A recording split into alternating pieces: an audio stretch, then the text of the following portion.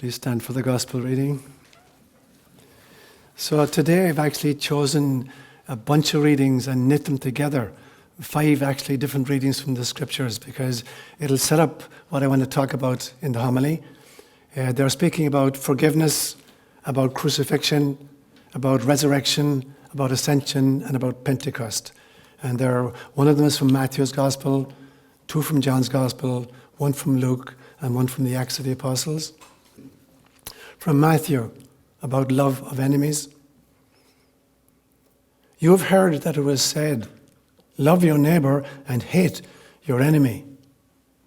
But I tell you, love your enemies and pray for those who persecute you, that you may be children of your Father in heaven. He causes his sun to rise on the evil and the good, and sends rain on the righteous and the unrighteous alike. If you love those who love you, what reward will you get? Are not even the tax collectors doing that? And if you greet only your own people, what are you doing more than others? Do not even pagans do that? Be perfect, therefore, as your heavenly Father is perfect. And from John chapter 19 on the crucifixion. Near the cross of Jesus stood his mother's sister, Mary, the wife of Clopas, and Mary Magdalene. When Jesus saw his mother there and the disciple whom he loved standing nearby, he said to her, Woman, here is your son. And to the disciple, here is your mother. From that time on, the disciple took her into his own home. And from John chapter 20, the resurrection story. Early on the first day of the week, while it was still dark, Mary Magdalene went to the tomb and saw that the stone had been removed from the entrance. She stood outside the tomb crying. As she wept, she bent over to look into the tomb and saw 2 angels in white seated where Jesus' body had been, one at the head and the other at the foot. They asked her, Woman, why are you crying? They've taken my Lord away, she said, and I don't know where they've put him. At this, she turned round and saw Jesus standing there, but she did not realize that it was Jesus. He asked her, Woman, why are you crying? Who is it you're looking for? Thinking he was the gardener, she said, Sir, if you have carried him away, tell me where you have put him, and I will go get him. Jesus said to her, Mary. She turned towards him and cried out in Aramaic, Rabboni, teacher? Jesus said, Do not hold on to me, for I have not yet ascended to the Father. Go instead to my brothers and sisters and tell them, I am ascending to my Father and to your Father, to my God and to your God. Mary Magdalene went to the disciples with the news, I have seen the Lord. And she told them the things that he had said to her. From Luke's Gospel on the Ascension. When Jesus led them out to the vicinity of Bethany, he lifted up his hands and he blessed them. While he was blessing them, he left them and was taken up into heaven. Then they worshipped him and returned to Jerusalem with great joy, and they stayed continually at the temple, praising God. And finally, from the Acts of the Apostles, Pentecost. When the day of Pentecost came, they were all together in one place. Suddenly, a sound like the blowing of a violent wind came from heaven and filled the whole house where they were sitting. They saw what seemed to be tongues of fire that separated and came to rest on each of them. All of them were filled with the Holy Spirit and began to speak in tongues just as the Spirit enabled them. Words inspired by God. 2 weeks ago, as a result of somebody in the congregation asking me if I would address the political turmoil in our country and in our world, I dedicated the entire homily to that subject. And I wanted to impress upon us that, in my opinion, getting into this argument on either the Democratic side or the Republican side is a total waste of time.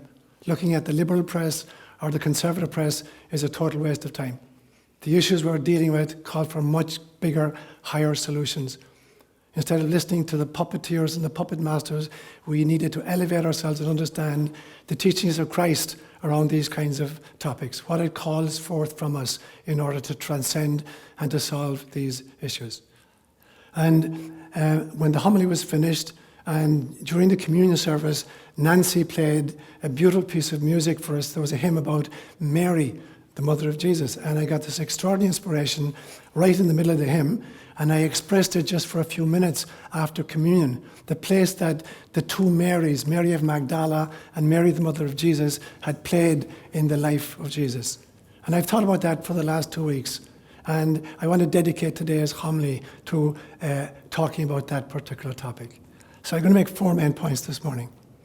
The first one I want to ask myself the question is, what would have happened if they? Secondly, what would have happened if they hadn't? Thirdly, what happened because? And fourthly, what could happen if we? So they're the 4 questions I'm going to answer this morning. First one, imagine what would have happened if Mary of Magdala and Mary, the mother of Jesus, had acted in the following fashion. I'm going to create this total scenario for us. I want you to imagine for a few minutes that the two Marys are involved in the political situation in Israel of their time, and they're being buffeted by the news propaganda from the left and from the right, and they're being invited to take sides and to respond with anger and viciousness and fear and anxiety, just as we're being invited in our times to respond with anger and viciousness and fear and vendettas. What if the two Marys had acted at that stage with the same kind of a mindset that we're being invited into right now? So I'm going to paint this scenario for you. Imagine it's the Last Supper. Of course, that's a ridiculous name. It wasn't the Last Supper. They didn't intend to attend a Last Supper. It's not like everybody coming for that feast was saying, oh, this is the Last Supper. They were coming for a Passover celebration. And it's completely ridiculous to think that it consisted only of 13 men, Jesus and the 12 disciples. Can you imagine any Passover celebration which wasn't organized by the women?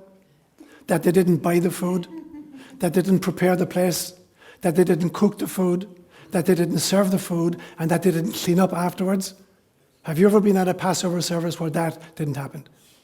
There was a whole group of people there. It was organized by the women. And I can just imagine at the end of the meal, a few of the guys says, can we help? And Mary said, no, get out of here. You're just being our way. Go, we'll do it. So they went off to the Garden of Gethsemane. Perhaps the only person present who knew it was going to be a Last Supper was Jesus himself. Nobody else did. They presumed it was a Passover. And he'd done something very strange. He transformed the whole Passover service in various ways that you're all very familiar with. And so they go off to the Garden of Gethsemane, and the women are cleaning up. And they're there for several hours. And all of a sudden, somebody comes rapping on the door, and they come back with the news that Jesus has been arrested. And there's absolute panic. And they want to know what happened. And somebody says to them, well, you don't want to hear what happened. Judas sold your son for 30 pieces of silver. And everybody abandoned him. Only one person stayed with him. John stayed with him. Everybody else disappeared. You can imagine the turmoil in the heart of Mary of Magdala, his companion, and Mary, his mother. And they rush off. They're told he's been dragged to the house of the high priest. And they find out where the high priest's house is. And they go in, and they come into the courtyard just in time to hear Peter denying that he was a disciple of Jesus or even knew who Jesus was. And right then, he sees the two of them coming in, and they make eye contact, and they hear his protestation. I don't even know who this guy is. I'm not his disciple. And Peter blanches and runs. But the women, they don't have time for Peter right now. John meets them, and John has an inn there, and John brings them into the place where the interrogation is happening. And the two women watch as Jesus is being interrogated and slapped about. And at some stage, it becomes too much for them, and they began to berate the high priest for this treatment of their son and their companion. And he looks around and he says, get those two bloody women out of here. And somebody goes, grabs the two women, and drags them outside, back into the courtyard, and at this stage, Peter is gone. And so they're waiting outside, and at some stage, Jesus is dragged out, and they're told he's going to spend the night in jail here, and in the morning he's going to be brought to Pilate. And all night long, these two women are outside in the freezing cold, wondering what's going to happen. And finally, early in the morning, they drag him out, and they drag him across town to Pilate's place. And already a crowd has assembled. And Pilate comes out, and he's going to make a judgment. And they hear all of these ridiculous accusations being fired against him. And they're watching what's going to, can he really believe this crap? So at some stage, they can't hold it back anymore. And they shout out, have you an eye in your head? Can't you see that these are totally made up, mishegas kinds of statements? And Pilate looks around at these two women, amazed that they're shouting at him. And then he hears that Jesus is actually from Galilee. So he figures out, I have an easy way out of this situation. Pilate was the governor of Judea, the southern part. He had no jurisdiction up in Galilee where Jesus was from. That was Herod's territory. Herod was the tetrarch. But this was the Passover, and he knew that Herod would be in Jerusalem for the Passover. The population of Jerusalem was typically about 40,000 people. But at Passover, it swelled to 1.5 million people. Everybody had to come in from all over, and there was a huge tent city around Jerusalem at the time. So Pilate knew that Herod would be there. So since he wants to palm off this problem on Herod, so he sends Jesus to Herod. So they drag him across to the other side of the town. And Herod, when he hears about it, is really, really, really delighted. He's been hearing about this guy for months, and he's got his own theory why this guy is working all these kinds of miracles. He thinks actually it is John the Baptist come back to life. Pilate had beheaded John the Baptist. And then he started hearing all these stories about this miracle worker, and he was totally convinced it was a resurrected John the Baptist was doing it. He was really delighted to see this guy. And so Jesus is paraded in front of him, and he's saying to him more or less, okay, let's see, stretch your stuff, what can you do? And Jesus is standing there totally dumb. It's the only instance in the entire Gospels where Jesus refuses to speak to somebody. He'll speak to Pilate. They have a philosophical discussion about truth. He'll talk to anybody. He doesn't exchange a single word with Herod. And Herod is there looking at him, kind of, come on, do your stuff. And finally, Herod realizes this guy's just a dumbasso. He doesn't know diddly squat. So he begins mocking him. And at this stage, this is too much for the two Marys. And one of them shouts out, you drunken lout. He's twice the man you'll ever be. And Herod looks on, and he fires them out for the second time. For the second time, they get thrown out of someplace. So Herod thinks, this guy is not a revolutionary. He's not a problem for anybody. He's just a country hick. So he sends him back to Pilate again. And at this stage, they reconcile. Pilate and Herod had been enemies for several years, and now this is a gesture of reconciliation. Herod is sending Jesus back to Pilate. Pilate is delighted. They've kind of mended their fences. But he's also annoyed because now he's going to have to deal with this guy for a second time. So there's another interrogation goes on, and more accusations being fired at him. And finally, again, the two women can't contain their anger and rage. And one of them shouts out, you're nothing but a colonialist. Go back to Rome. That's where you belong. At this stage, Pilate has had enough of it. He turns to the centurion. He says, how many people are on the roster for crucifixion today? And they say, the two thieves are going on. He says, okay, add this guy to the list. He turns around and sneers at the two women and goes back in home to rest. And so they find a third cross, and they drag Jesus and the two thieves out, and they go on the road to Calvary. And they reach Calvary, and all the women are segregated away as the soldiers continue with their body work, nailing, stripping and nailing and elevating these three unfortunate men. Meantime, the mob is there jeering and watching, and the priests are there trying to justify their part in what's just happening, and the soldiers are just having fun. They do this, regularly. It's not a big problem for them. And Mary, the two Marys are there, and now they don't have a voice anymore. But inside in their hearts, they're thinking, I hope to God every single one of you gets to feel the pain that we're feeling right now. I hope to God every single one of you has this kind of trauma before you die. And finally, Jesus dies. He's taken down, and he's put in the cross and put in the tomb. And then they go back to the upper room where they've been staying since they came to Jerusalem to find 10 fearful men cowering in a corner. And this is too much for the men. They lay into them, you group of cowards. How many times have I heard you guys on the road, I'm going to be the Prime Minister, I'm going to be the Secretary of Defence, I'm going to be in charge of education. You're not fit to wipe the dust off of sandals. And the guys now are more afraid of the two Marys than they are of the soldiers outside. And finally they realise that Judas isn't there. So the two Marys set out to try to find Judas. And they find him in an alehouse, drinking. And Mary Magdala goes up to him and she rakes his cheek with her nails, drawing blood down the side of his face. And he runs. And they try to follow him. And 3 hours later, they find him hanging from a tree. And Mary Magdala has the last laugh. She goes up and says, may you rot in hell. And she spits venom into his purple, blood-bloated face.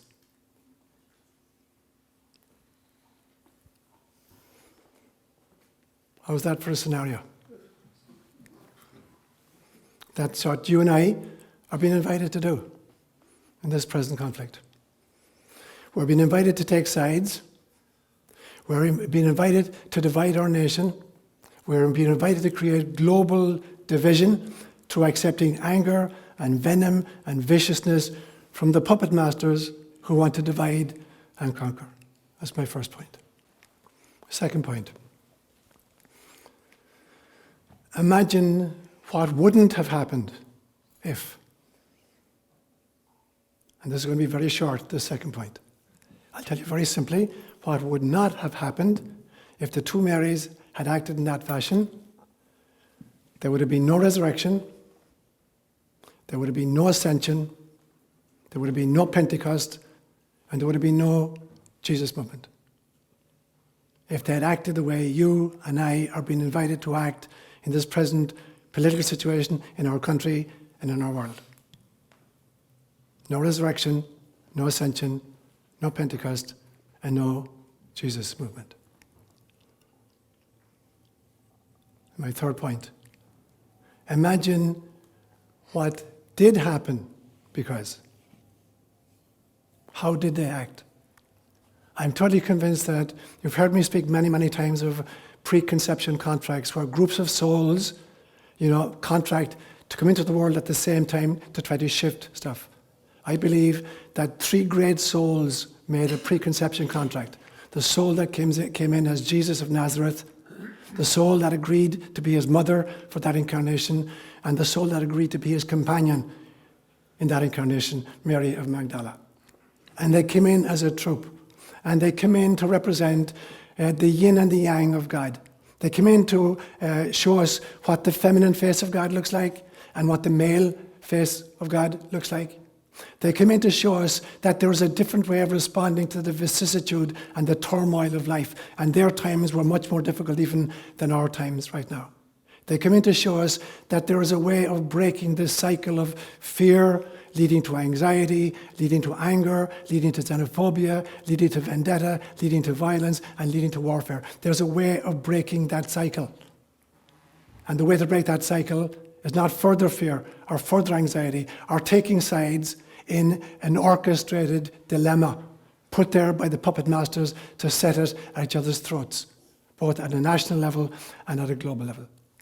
They came in to demonstrate to us that there is another way of resolving human situations. They came in to try to create a Christ consciousness in our planet, to bring us in contact with our Buddha nature. That's what these 3 great souls came in to do. There would not have been a resurrection if it weren't for Mary of Magdala. It was the loving energy of Mary searching for the body that allowed Jesus to overcome death. It was Mary's willingness to let go of Jesus a second time. She let go of him on Friday night as he died, and the second time at the resurrection as she flung herself on him, realizing that she had him back, and he said to her, do not hold on to me. You can give me a hug, but don't hold on to me. I haven't yet ascended to the Father. There would have been no ascension if Mary hadn't accepted for the second time that she needed to lose him physically. There would have been no Pentecost if it weren't for Jesus, his mother. In a passage in the Acts of the Apostles, in chapter 1, in verses 13 and 14, there's a very, in my opinion, heavily patriarchally redacted passage in which we were told that after the ascension of Jesus, they all went back to Jerusalem to the upper room and were constant in prayer. And then chapter 1, verses 13 and 14 names them. And it names the apostles, the 11 apostles, by name. And then as a kind of a throwaway phrase, and with them were some women, including Mary, his mother, and his brothers. Like a throwaway. Mary of Magdala isn't even mentioned in the list. His sisters aren't even mentioned, let alone not named. So it was the guys again, the 11 guys who founded this patriarchal system, and some women, including his mother. Over the course of the years, what's happened to this? It was Mary, the mother of Jesus, who held this young group together, just as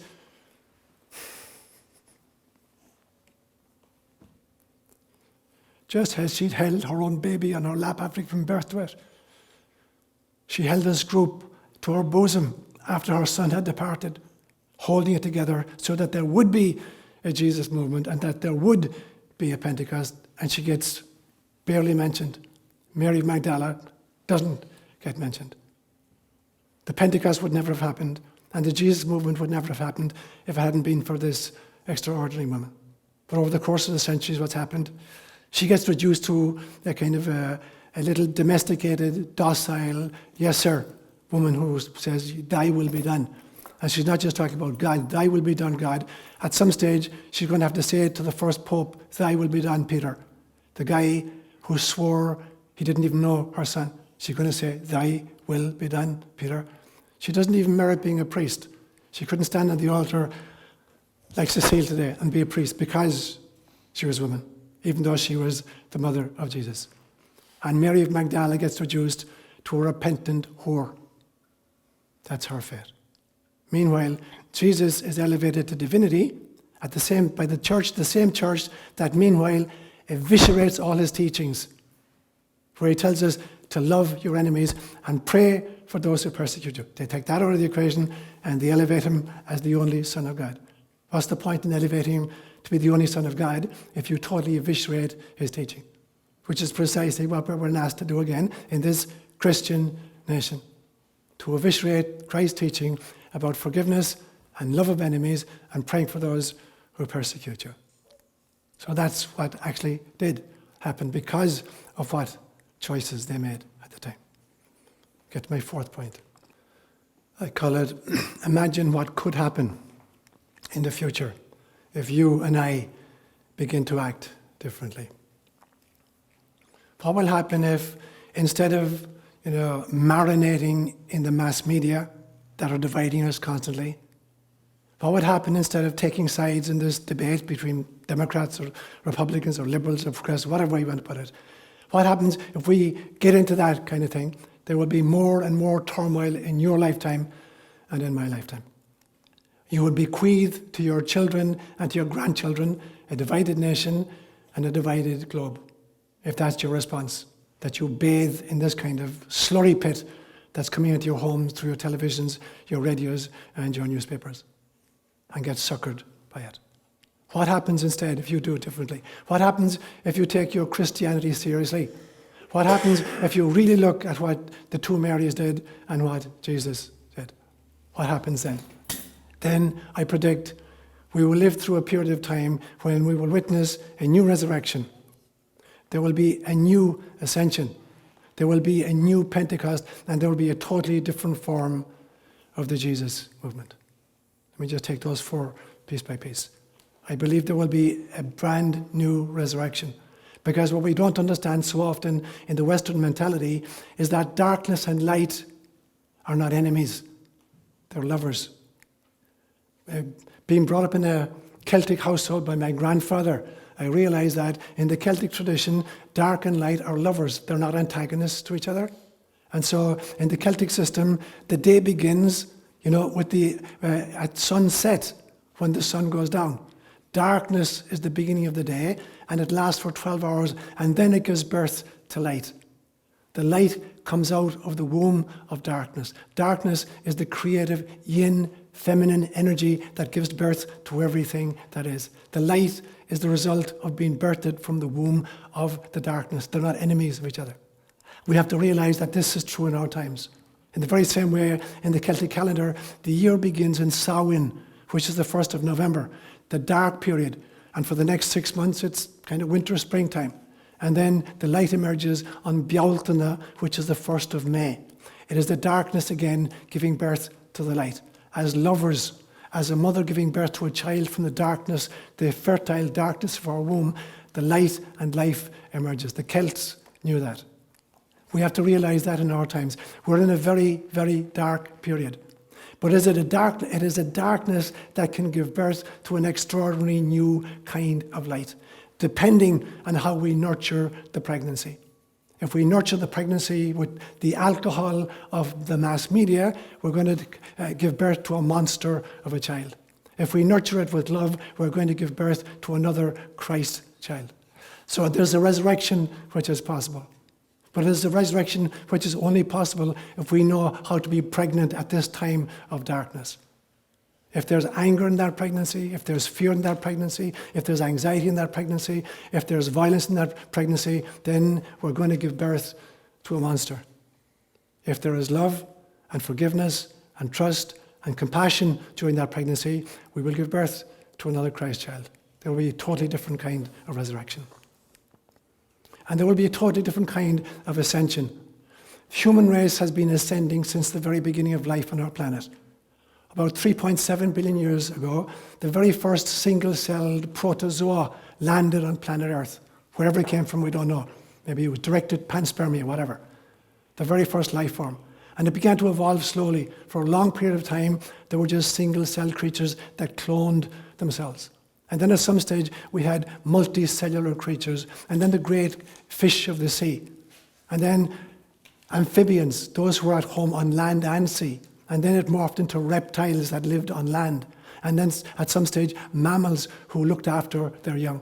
And then hominids of various kinds. And then finally, Homo sapiens sapiens, thinking human beings. But that is not the end. Ascension needs to continue because we need to give birth to the next stage of human evolution, which I would call Homo spiritualis.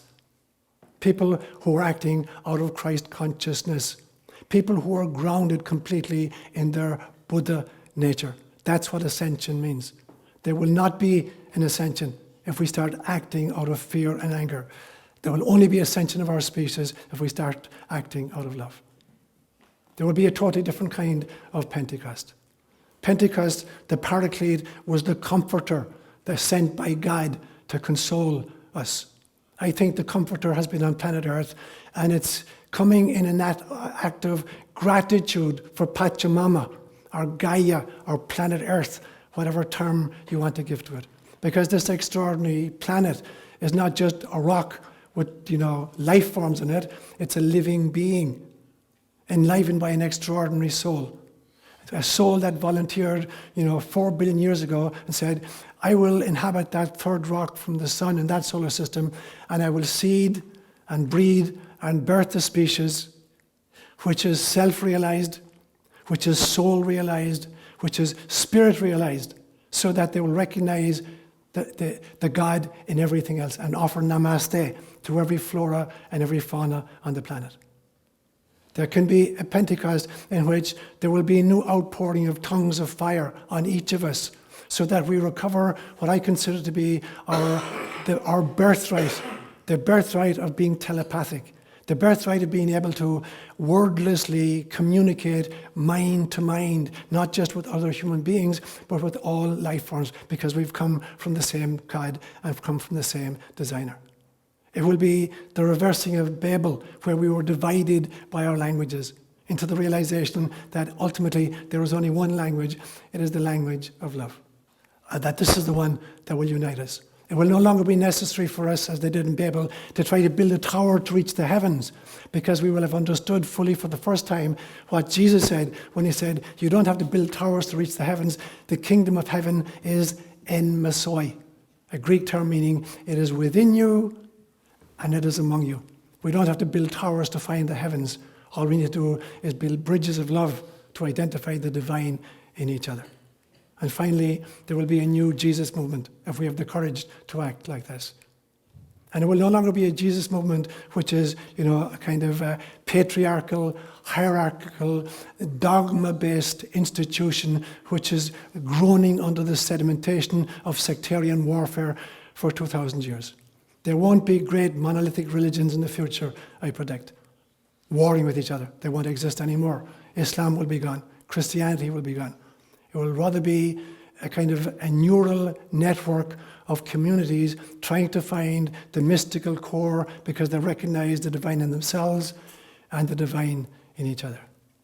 So where does that leave you, and where does that leave me on the 2nd of September in the year of our Lord 2018? God needed your soul,